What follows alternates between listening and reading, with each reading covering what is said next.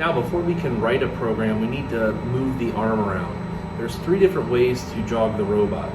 If we go down to the Robot Operation tab on the bottom right, we're going to click on that, and it's going to bring up the Robot Operation tab. We have manual guided teaching mode, so we can actually physically move it around with our hands. We can go to the Jog tab, so we can actually jog it like a robot. And then we have the MPG, where we can actually jog it like a robot with very fine movement. So if we go to manual guided teaching, I have it in free mode. Free will allow me to move all 6 axes as I need to. Translation will lock it in the XYZ coordinates. So essentially I can't adjust any wrist, I can't adjust my torch or work angles. Rotation will lock it into one point in space and let me rotate around that point. And then custom will allow me to do whatever mixture of those I want. So if you look right below there, there's a teaching weight line.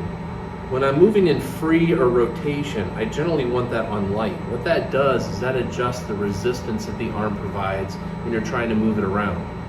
When you're in translation, you want that teaching weight very low. That's where you get more fine movement when you're down in the joint and you're trying to move your torch into position.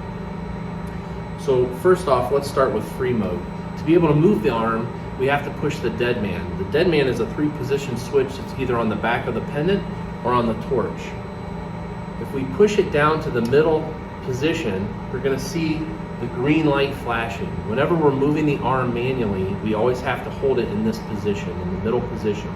If I let it off, it's going to lock the arm. If I push it all the way in, it's going to lock the arm. So I need to push it halfway down.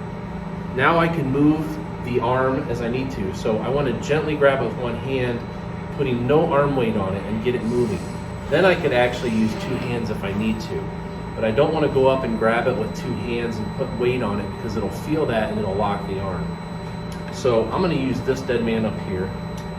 I'm going to move it in free mode. So you can see I can move it in any direction I want, and I can move it very easy because the teaching weight is on light.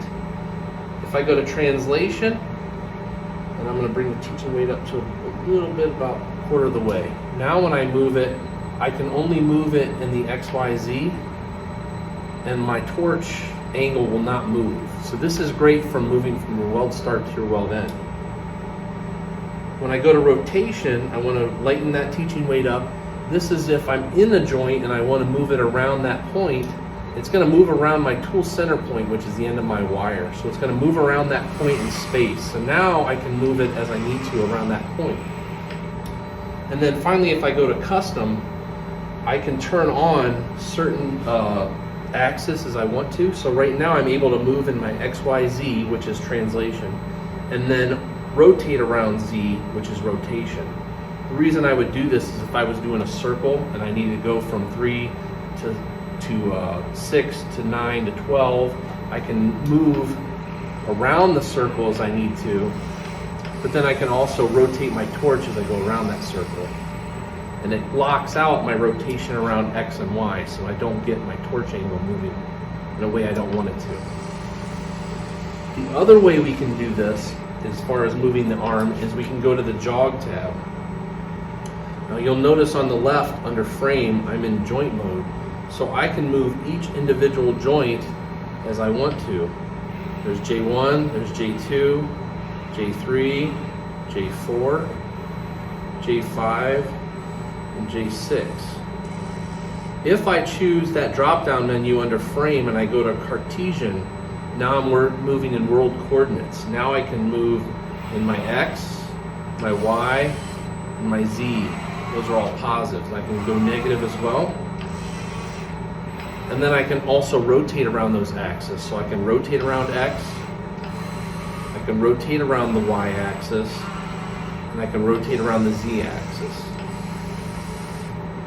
If I go to the MPG tab, I can choose which direction I want to move. So I'm still in the world coordinates. If I want to move in Z, I can choose Z. I can choose a scaling factor. So for this purpose, I'm going to use ×10 so that you can see the movement. And then I'm going to turn the wheel in the positive direction, so you'll see it going up. If I turn the wheel counterclockwise, I'll have negative Z movement in the coordinates.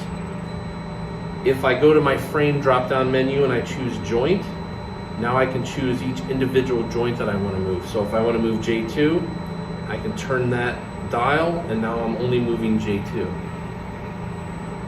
And that's how you move the arm around so that you can program.